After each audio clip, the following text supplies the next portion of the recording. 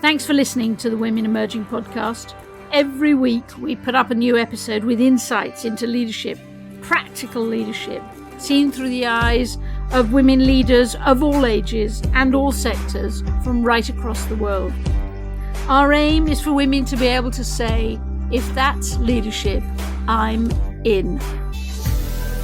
Don't forget to subscribe to the podcast and join Women Emerging on our website, womenemerging.org. That's womenemerging.org for more fabulous free leadership content.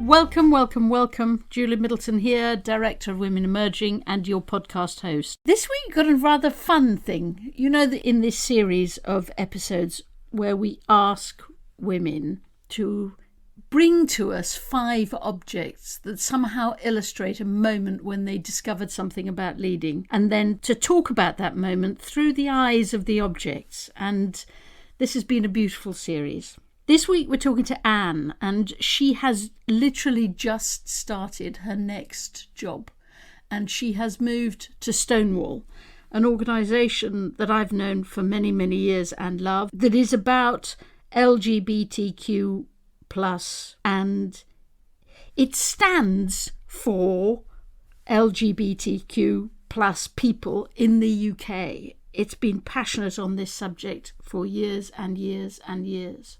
So Anne's objects, though, are nothing to do with her career, nothing to do with work. In a funny way, they're to do with all the other things she does. She has an object which is a photograph of the rugby team that she's part of in London. She has her second object is a ticket.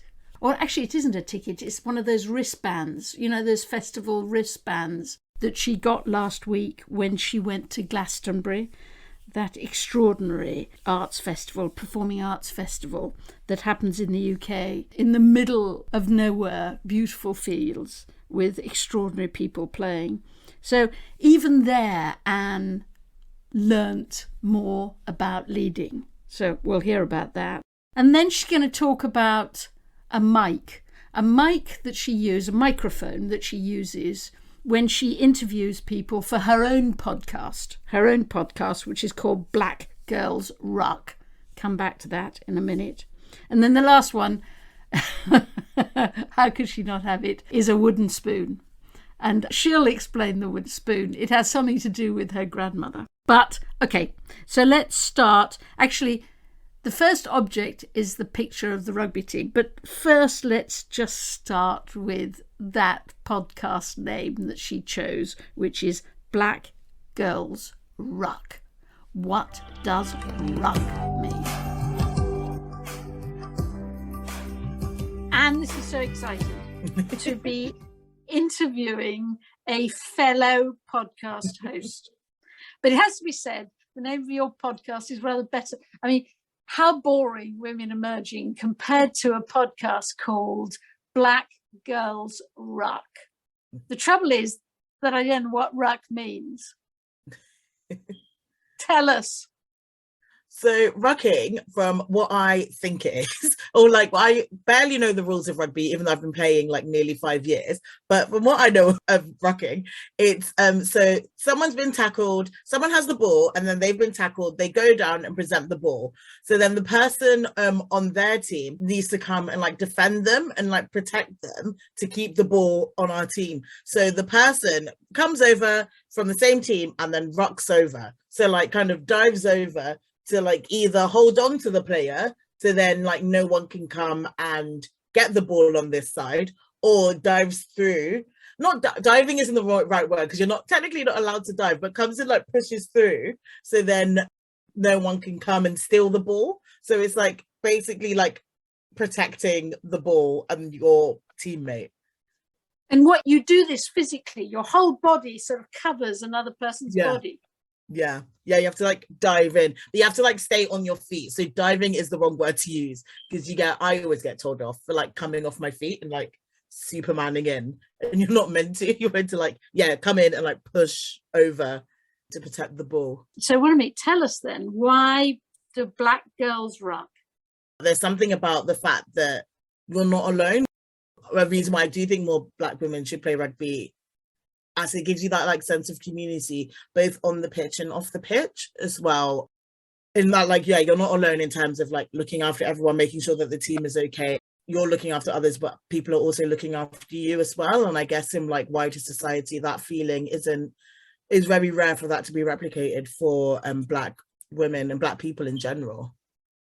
And it's a beautiful photograph, isn't it? It's interesting. You're clearly a team, but you're all individuals within that team. Yeah. I absolutely love every single one, every single person that I play with, because we are all so different but have something to offer. And that's definitely something that I've learned from playing rugby. I wouldn't say that I'm not a judgmental person, but I think I used to like come into environments like that where people do look different to me and come from like different backgrounds and kind of think, oh, they're not going to like me. I'm not going to have anything to input here. This isn't going to be a useful time for me. And I think rugby has definitely taught me the importance of diversity. And that sounds really like cheesy and doesn't sound like anything, but the importance of like different viewpoints and different opinions, as well as like backgrounds and the way people look and like things like an identity. I remember I was vice captain of the team a couple of years ago, and like our captain had an injury, so like a lot of the time on the pitch I would have to lead, and like getting everyone like together and getting everyone to like not even just listening to you but kind of organizing that space was incredibly difficult, because I think I didn't appreciate how different we all were. Knew obviously like looking at us like we were all quite different, but just in terms of like the way people approach things, someone on our team is like one of my closest friends, and like playing with her passion is so like, she's incredibly passionate, incredibly like loud, and like learning how to like manage that I found really difficult, because I was like, I really love you and I love this about you, like as a friend.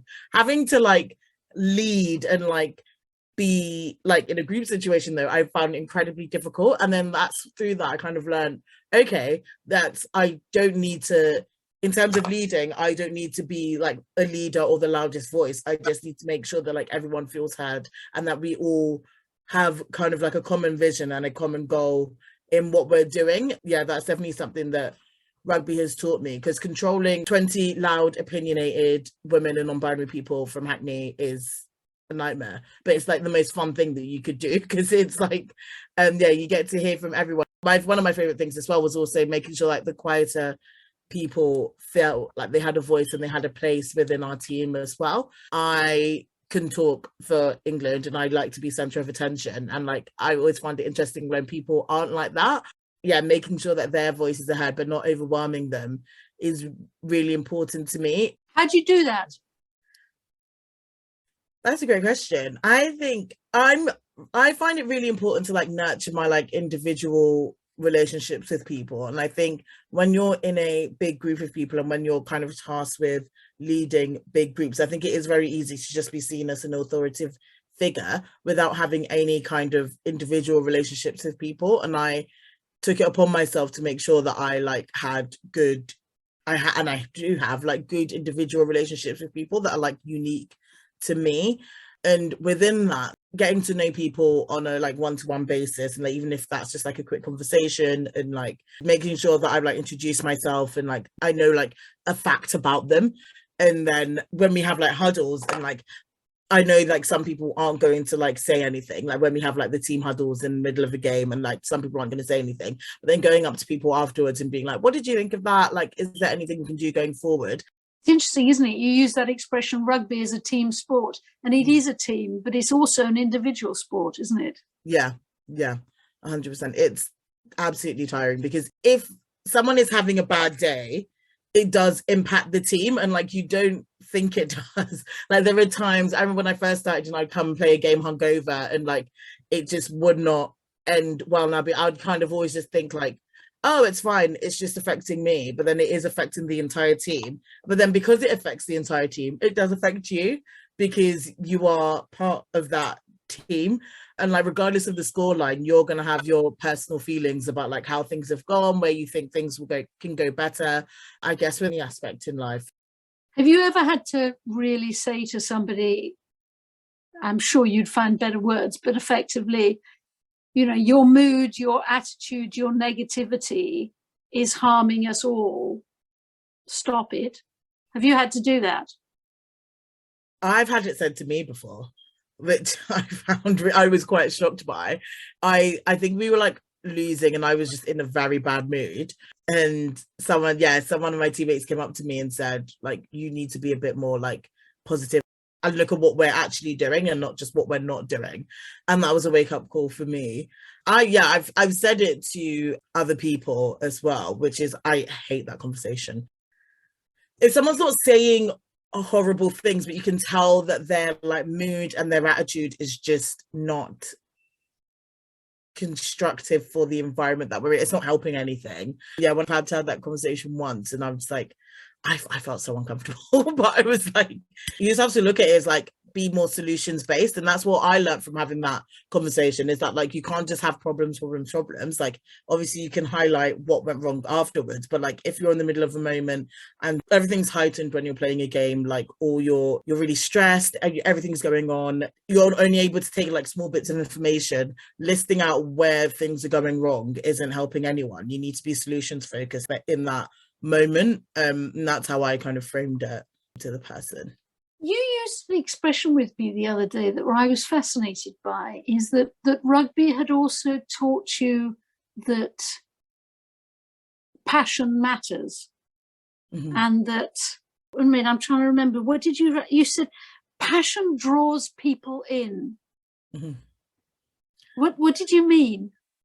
I wouldn't ever put myself as like a natural leader. If someone had told me like a couple of years ago that people would want to talk to you on a podcast and people would be drawn to you, actually listen to the things you say, I wouldn't really believe them. I didn't really put myself down as like someone that is a leader. And like, even now, like using that word, I'm like, oh, that's not me.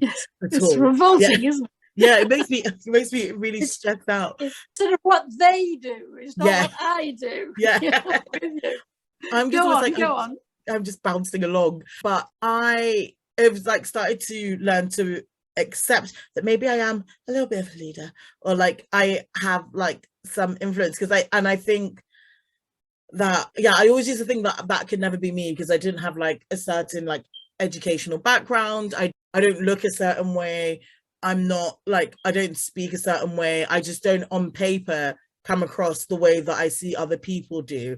And that not necessarily isn't like a typical, it's not because I'm white, it's not because I'm slim, it's not because I'm posh, blah, blah, blah. But I think when I see like people looking at influencers and stuff on Instagram, and I always think, oh, they just seem so put together and they're so well spoken and blah, blah, blah. And I was always like, I'm never like that. But I'm starting to learn more about myself recently, and that like I am very like passionate about things, and people are very drawn to that passion. And I think that it's a lot rarer than you think to like have an open and honest passion for things, but also being open and honest to also know that I don't have all the answers, but I'm willing to explore, I'm willing to listen. And I think that's something that I've always tried to carry with myself, especially since joining rugby.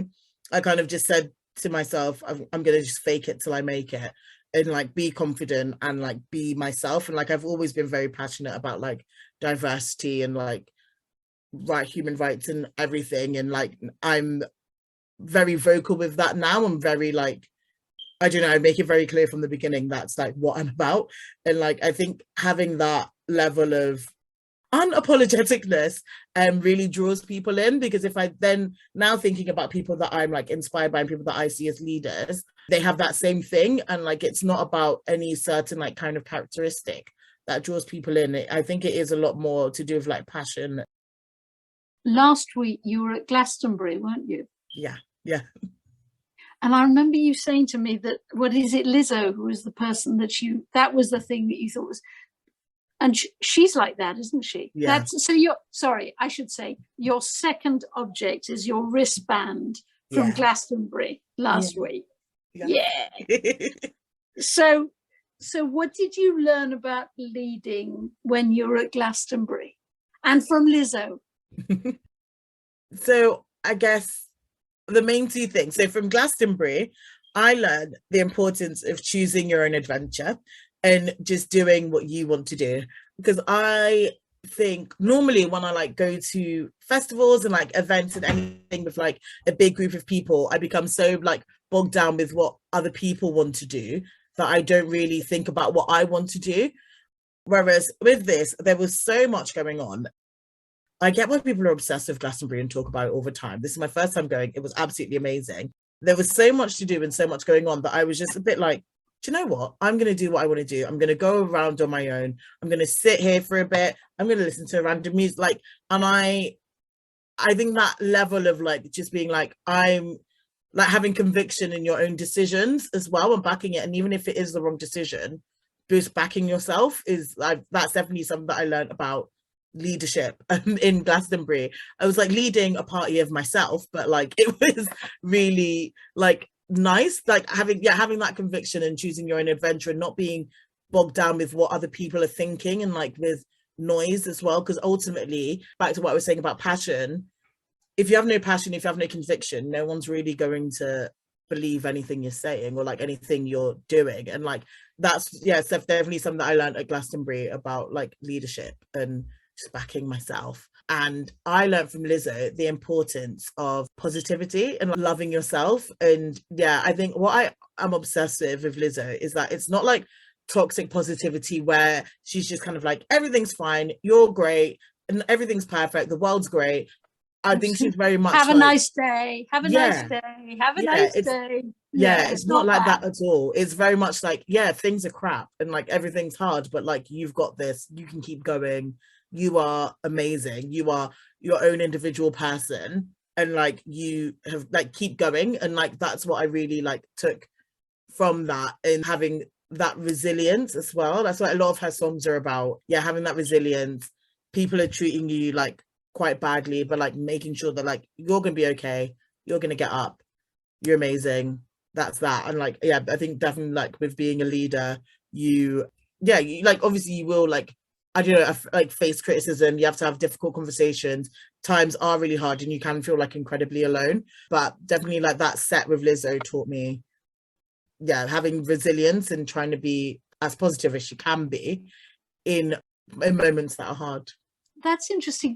Why did you choose your third object? Is that microphone? Mhm. It must be, it's your podcast microphone, is it? Yeah, so it is really small and like normally, so yeah, we either record like on the go, so like use a small microphone, or in a studio. But yeah, I chose the microphone because something that's also really important to me is knowing when to pass the mic to others and like knowing when to get others to talk and the power in getting other people to share their story. I think a lot of the time I think that I know everything, and I would say most of the time I think I know everything. I think I've like experienced a lot in my life. I'm like on paper probably tick every diversity box there is. So a lot of the time I'm like, I know everything. I know every struggle. It's all about me. And then I kind of forget like other people's perspectives and a lot of the time. And I think that's something that I'm like learning to do and found a lot of power in doing, in stopping for a second and passing the mic to someone else. So with starting the podcast, I've been able to like reach and like make friends and like learn about so many other people, loads of other like Black women as well, who I kind of thought, oh, they'll have a similar experience to me. It'll all be fine. Or like, I'm the most diverse person. It won't be as interesting as me, where that definitely isn't the case.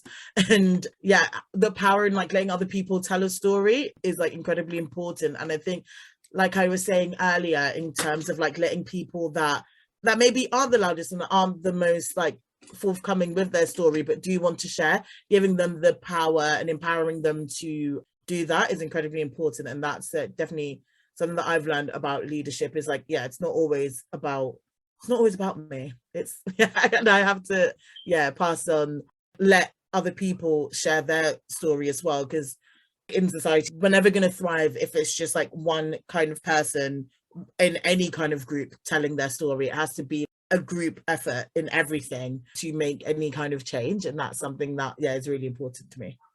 What have you learned about how to tempt women to tell their story? That's a great question. I think I always think back to an end of season awards dinner that we had, and the women. So we have like the men's captains and the women's captains. I was watching it from home because I had COVID at the time, and my friend FaceTimed me, so I was a lot more like analytical than I would have been if I was there. The men's captains spoke for like 20-25 minutes, like between two of them. They just did not stop. The women's captains spoke for 5 minutes between them and kept apologizing for going on for so long. And I always use that as an example of literally like a man would never instinctively apologize for like taking up space. So why should you? And that's what I always tend to say to people, like, own it. Like, just don't be scared of talking. I just always think, what would a white man do? And do it. That's how I always try and convince people to like do things, because ultimately I find men are like very unapologetic about the way that they like communicate with people and the way they but hang on yeah. If the result of this is that you're going to get all these women to start talking for 25 minutes about themselves, count me out. You don't really mean we've all got to become like white men, do you? We do, but let's not all do that. Let's not all talk for 25 minutes about ourselves. But I think having that level of like unapologetic, like they don't care. Like they just generally don't care. Like they think it's fine. Whereas if it was me and I talk for 5 minutes about like even doing this, and I'm like, oh my God, I'm talking too much about myself, even though this is the aim of this. But having that like trying to think about that voice in your head that is like, oh, I should stop talking. Oh, I shouldn't do this. Oh, I should be quiet. Trying to like just understand where that comes from. And maybe you're not going to get rid of it in a day. I still have it. Everyone still has it. But trying to just remember that, no, that's just society telling you that you shouldn't be talking. Talk. Like, say it. Maybe don't talk for 25 minutes about yourself, but like own it and like know that your voice is just as valid as everyone else's, and you do have something to say. Your last object is a picture of a wooden spoon. Yeah. And I know it's because of your granny, isn't it? Yeah. But did she own it? Would she have talked for 25 minutes? Oh, that's a good question. Yeah, she would have. She didn't care at all. Like, so she was a teacher, and I think she ended up becoming like head teacher before she retired. She was like a teacher for like 30-40 years and then became head teacher for like 10 years. And in Nigeria, it's like a very different landscape there, where like if you are a woman, you do have to shut up and respect men. But she was always just very much like, she didn't really care. And like my granddad, her husband, was just like the quietest, sweetest guy, and I think that really like helped her in terms of like how powerful and how loud she was, because he just didn't really care. He was just like, yeah, you crack on, mate. And tell me about the wooden spoon.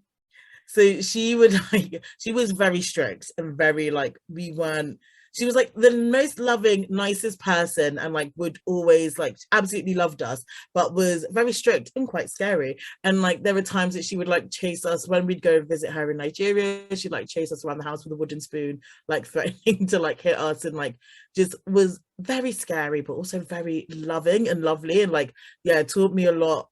She's the sort of person that like I'd be terrified to see, but also like would want to give her like the biggest hug. He passed away during like April 2020.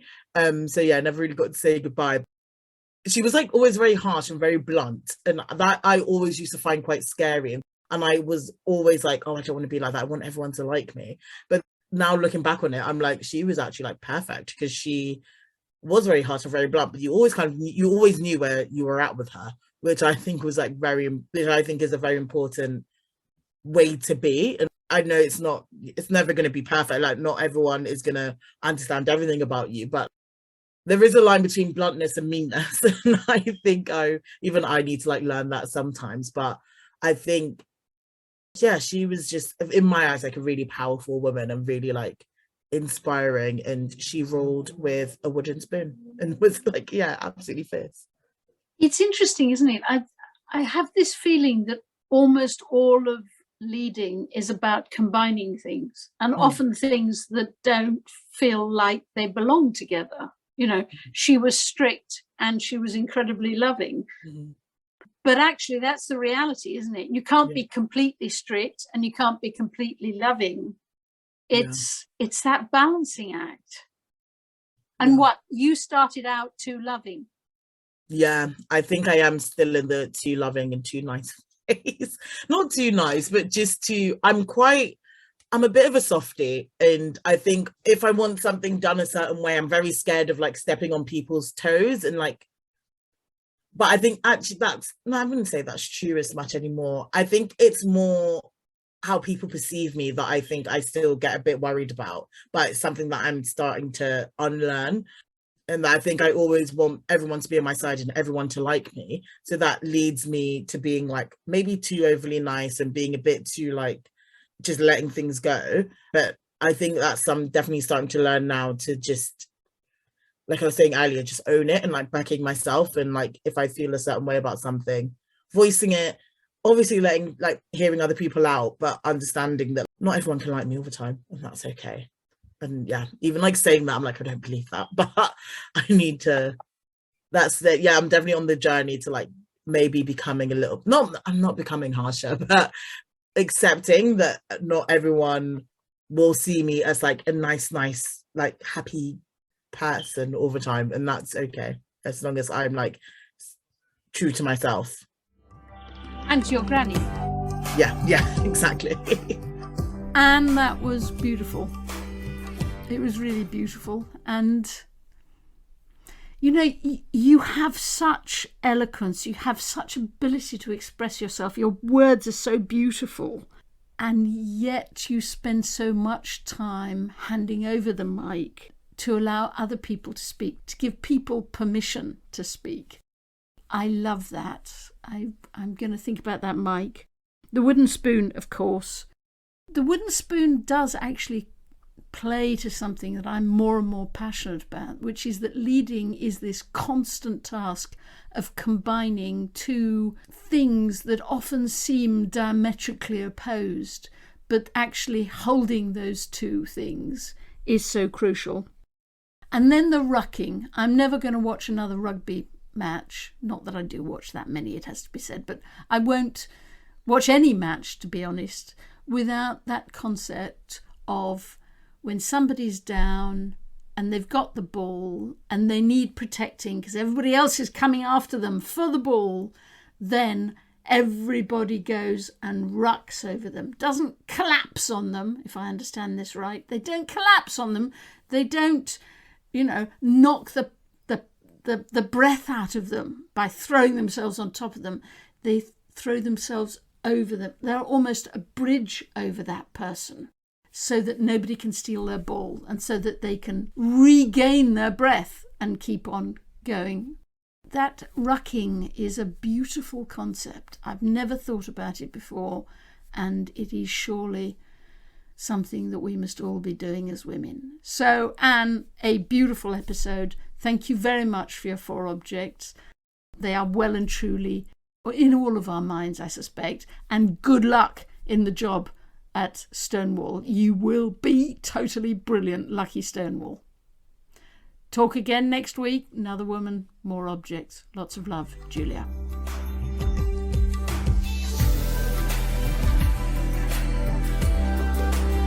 To become part of our movement and share your thinking with us, subscribe to the podcast and join the Women Emerging group on our website at womenemerging.org. We love all of the messages you send us. Keep them coming.